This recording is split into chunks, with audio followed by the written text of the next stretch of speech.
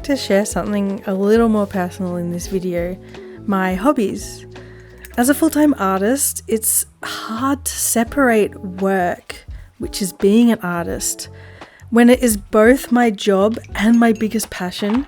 It's one of the biggest difficulties in my life at the moment. So I'm going to talk about the pros and cons of that blurry line and why hobbies have become essential for my mental health, why hobbies matter, why they're sometimes hard, and how I'm learning to love them again after burnout, multiple burnouts. And I'll go into a little bit about how I lost and then reclaimed my joy for small, curious, unnecessary, but very necessary things after a difficult relationship that spanned many years. Yeah, this is a love letter to creativity, curiosity, and the quiet joy of doing things just for yourself.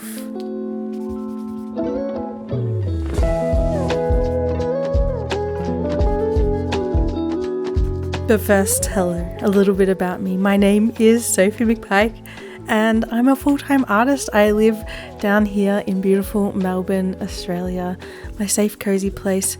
I work from my little studio in my little house and I have a lovely time. I love sketchbooking, I love playing, I love exploring, I love just getting my hands dirty and trying lots of new things in my art practice. So let's hang out during this Sketchbook Sanctuary. I want you to use this video as a bit of an accountability buddy. So grab your sketchbook. Let's just spend this chunk of time dedicated to working in our sketchbooks together while I chat to you about hobbies. So let's get into it.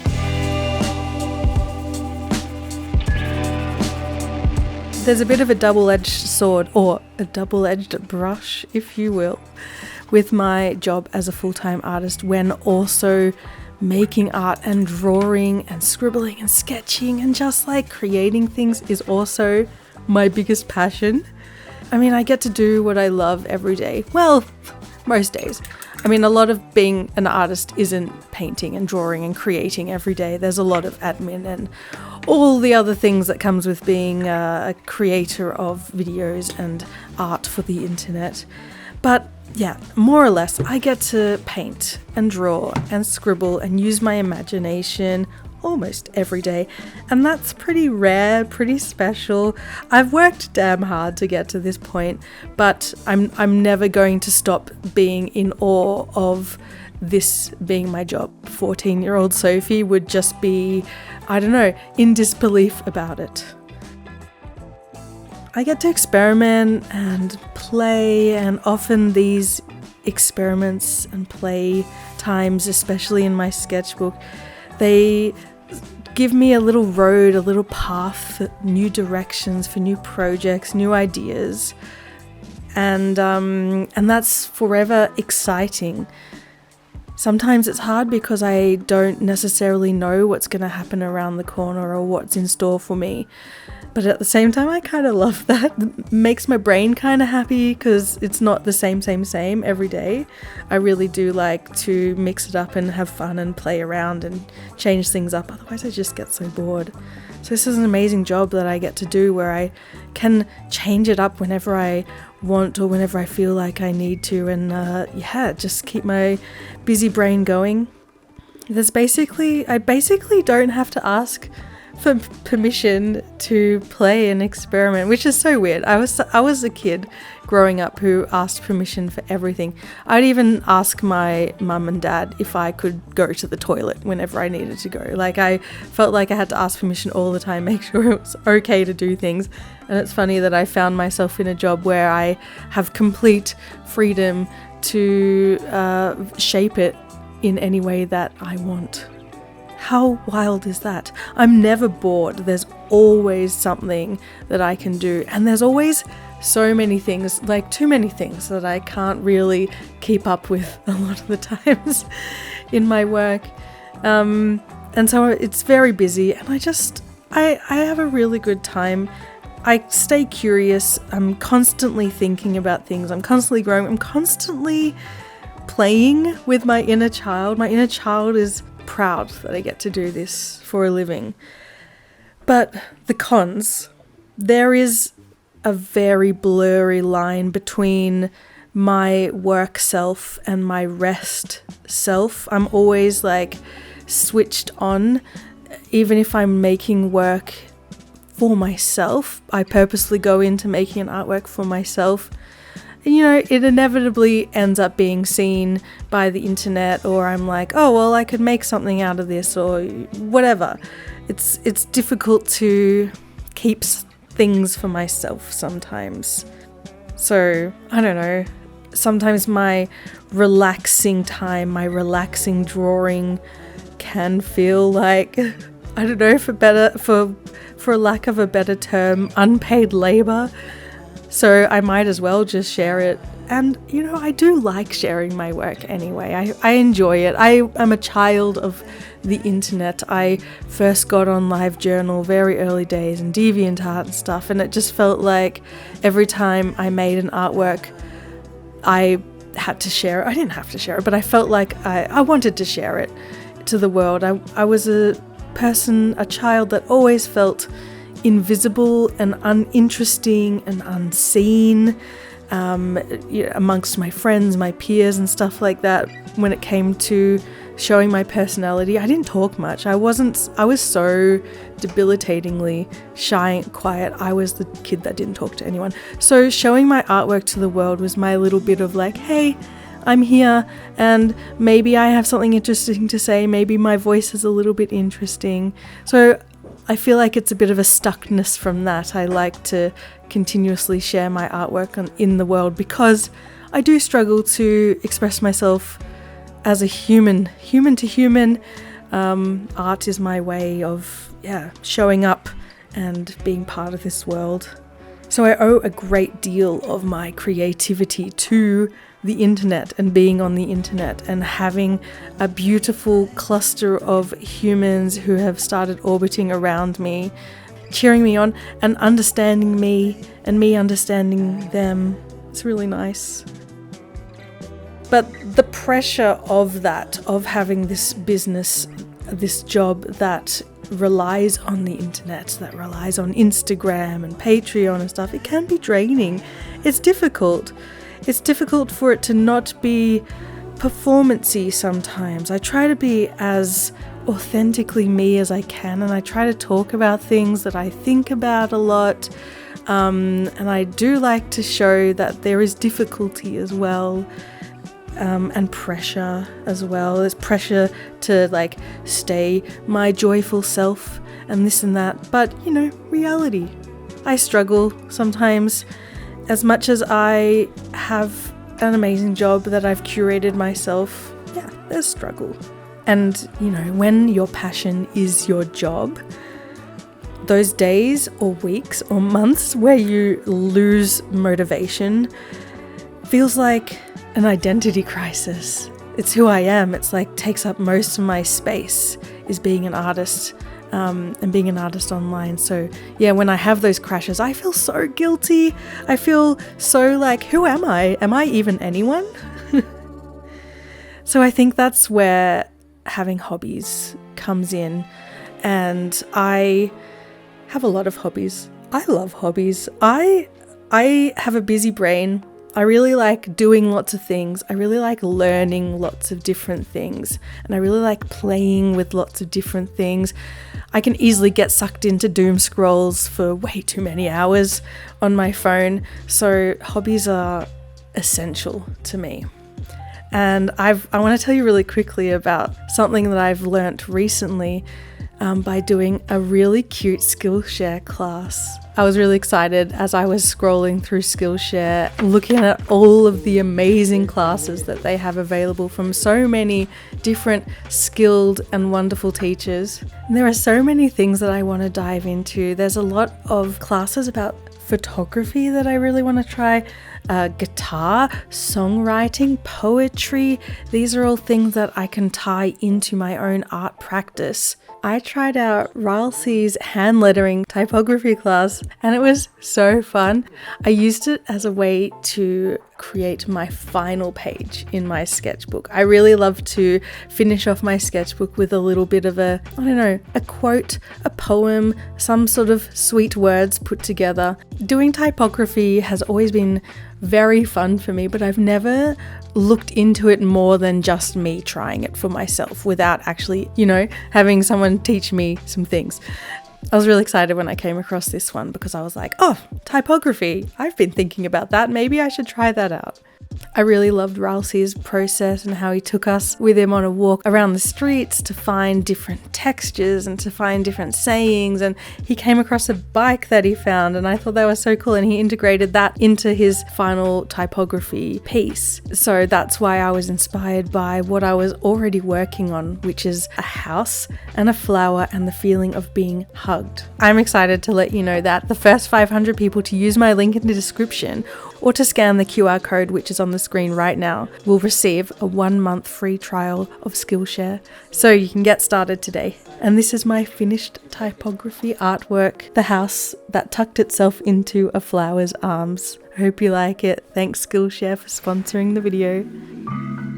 Let me quickly say a few words about why hobbies are so good for me, especially as someone who is neurodivergent. I have ADHD, or ADHD actually. I don't know, they give me structure and purpose during my free time, which is outside of work hours, which I struggle with finding a boundary for. I can work until 1 a.m. if I wanted to, but I'm trying really hard to stop my work 5 p.m. every day.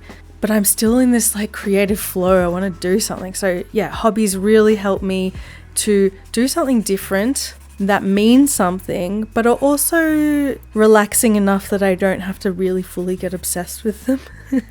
They kind of anchor me, I think is a good word. They anchor me in the present moment, especially when they're a physical hobby like gardening. I really love gardening, or swimming. I've been doing a lot of swimming lately. It's like a dopamine playground. I do struggle with going into an endless scroll on Instagram or other social medias. And I really don't like that. I loved the days of my childhood, my teenhood, and my early 20s where I could just spend hours doing things and not be near a screen at all. So I'm always trying to get back to that. The phone it sucks me in often, but I'm just trying to, fill my time with hobbies and nice things so I can get away from screens for a while. Yeah. Doing hobbies, learning new things, enriching my brain makes me feel like me and not just my job. And it reminds me that I don't have to necessarily achieve something quickly to enjoy it. I have been also learning the guitar lately. I picked up my first ever guitar in March, never held a guitar in my life. Started by having to physically move my fingers into positions, and now after several months I'm able to play songs, I'm able to make chords. I can do bar chords now, which I couldn't even fathom getting anywhere near when I first started. And I'm usually the kind of person, when I pick up a new hobby, especially a creative one, I'm usually quite good at it straight away. And when it came to music, I obviously was not good at it because I don't know anything about music theory. I don't know anything about how to hold a guitar really. So it was frustrating and hard at the beginning, but I had to change my brain. And then I decided to get excited about the skill progression. And skill progression moved quickly as an absolute beginner of the guitar. And that is so exciting. And there'd be a day where I'd sit down and I'm like, okay, I'm going to learn the F chord. I couldn't do it for several hours. And then one moment I could do it. And it was like the best thing ever, the best celebration. So really, really sparkly, felt super good to be able to learn something new like that slowly. And over the months, just slowly getting better. And I know it will plateau at some point, I guess, but for the time being, I'm just really enjoying the slowness of learning an instrument, and it feels so good.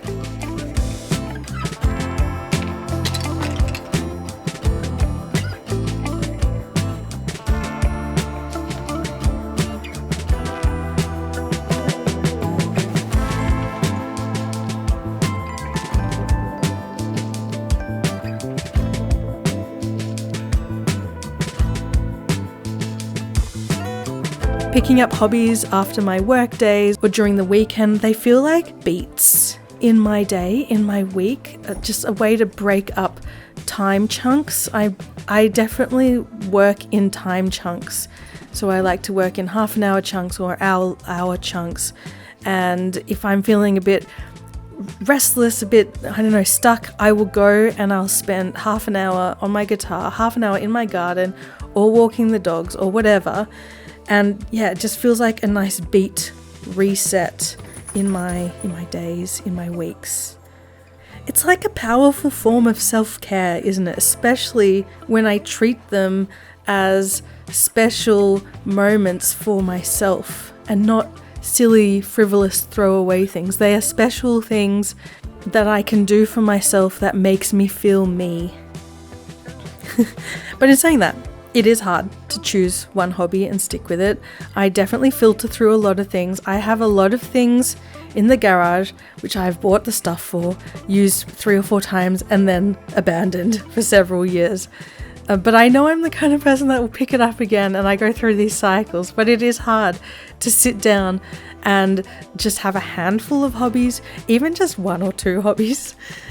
Sometimes I don't know if I'm like genuinely interested in something or if I'm just chasing the novelty of it, that dopamine quick hit. Yeah.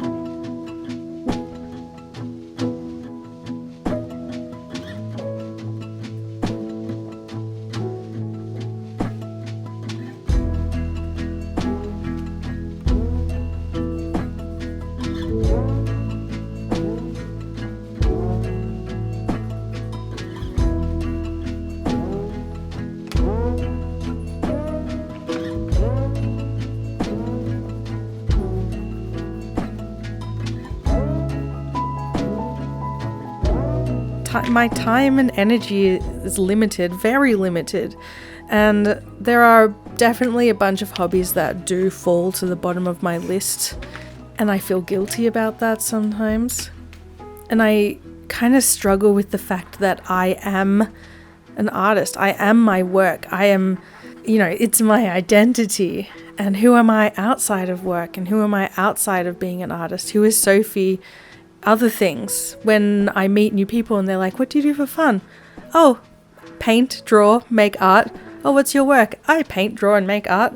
It's hard to kind of disconnect from being an artist and have a more rich, full basket of goodies that I can pull out and play with. So yeah, the balance is difficult. I guess I'm saying the balance is difficult, constantly trying to justify rest and joy and like my curiosity, but balanced with my capacity of things. My capacity, my jug, my spoons, my capacity isn't as big as my curiosity is, I guess. It's difficult. And sometimes when I do need to go into disassociation station and scroll on my phone a little bit, I feel really guilty for wasted time. Oh, it's such a balance. It's such a up and down mixy mashy.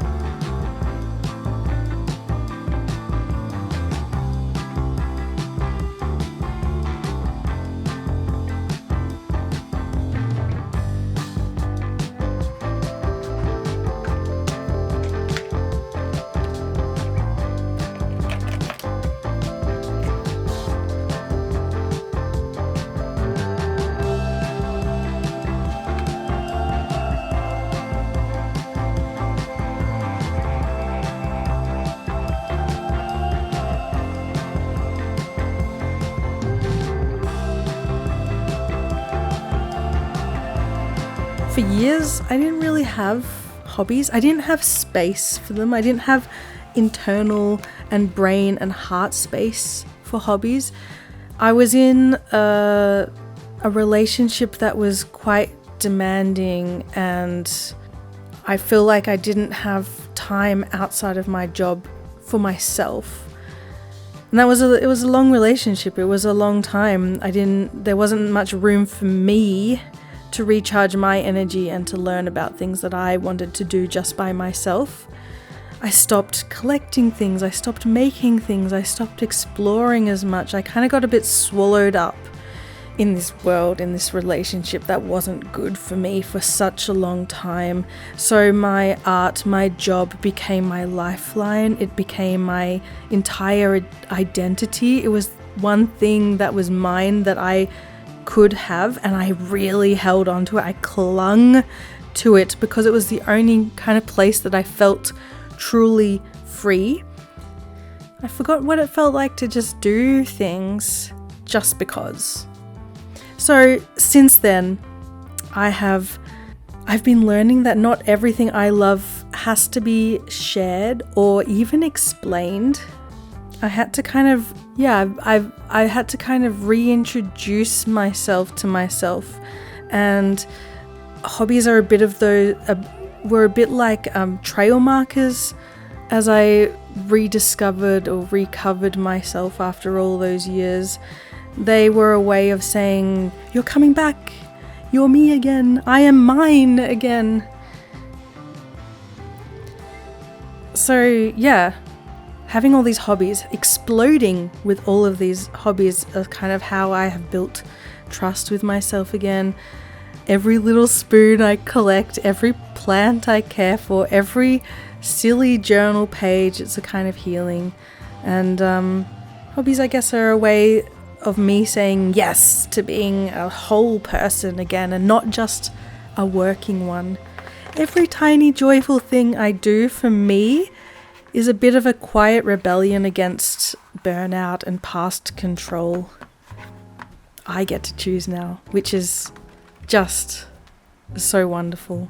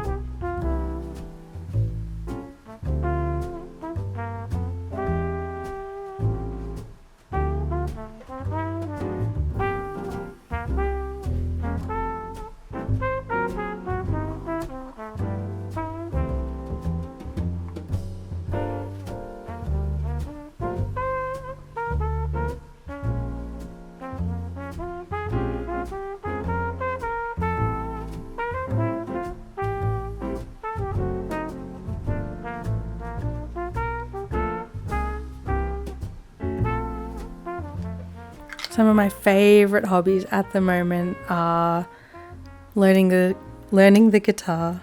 It's really interesting to expand my brain, to move my fingers in a different way. I love music. I am a big music fanatic. Music is the way I self-regulate a lot of the time. So being able to sing the songs I love, play the songs I love is just the loveliest thing. It helps me regulate, helps me, I don't know, I'm so interested in it. I feel really good about it. I also really love my dogs. I've always loved dogs. It's a big underlying passion of mine as well. I love understanding dog body language. I love rehabilitating dogs. I did foster care for a number of years. I am very fascinated by dogs. They are also just like so joyful and so comforting and so grounding for me. They're my buddies. They're my best friends. I love collecting vinyl records as well. I like experiencing my music in a very tactile, thoughtful way. I love being able to look at all my records and the beautiful artwork on the records.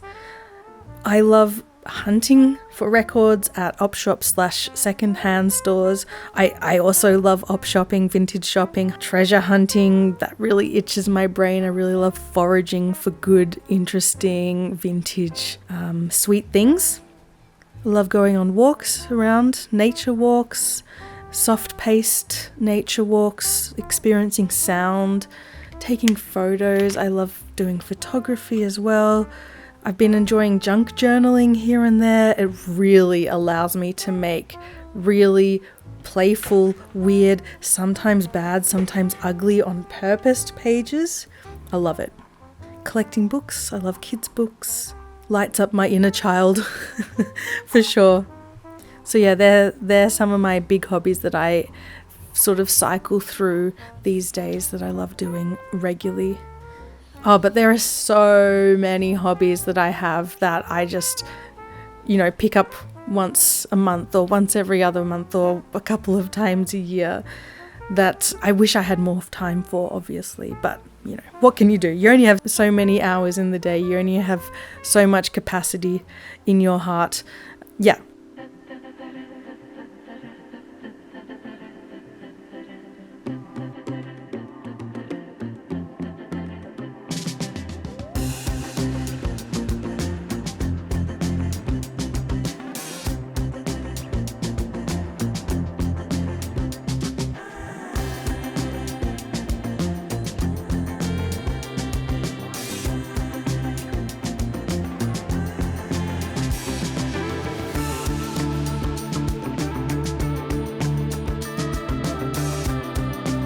So that's hobbies for me. Hobbies for me are a place for me to find me, to be safe, to do something that makes my brain happy. And I understand that hobbies can be difficult for some people, finding hobbies outside of, their main, if you're an artist, your art practice, for instance. Finding something to pursue is hard. There's a lot of directionlessness, feelings of that I experience, and I imagine everyone experiences. Pursuing something that makes you the most happy, the most healthy, the most healed, the most present, the most confident version of yourself is the most amazing feeling, and I hope you all have bits of that. I hope you've all found that, and if not, hopefully they will reveal themselves one day soon for you. So here's to hobbies that don't need to be shared, perfective, or even productive. Just loved. Yeah.